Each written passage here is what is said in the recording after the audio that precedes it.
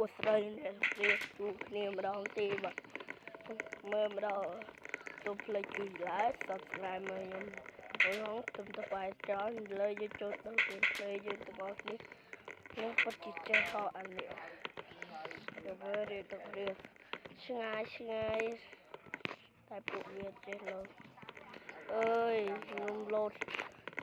អាក្បាញ់នេះធូរគ្នាខ្ញុំ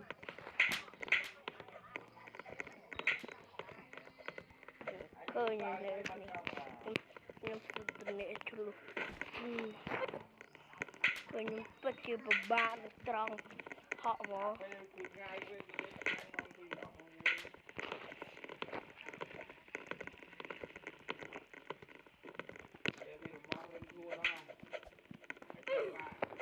្លែងនេះមិនអីទេស្រួលដល់ទេកន្លែងនេះអូយខ្ញុំហក់មកកន្លែងនេះស្គាល់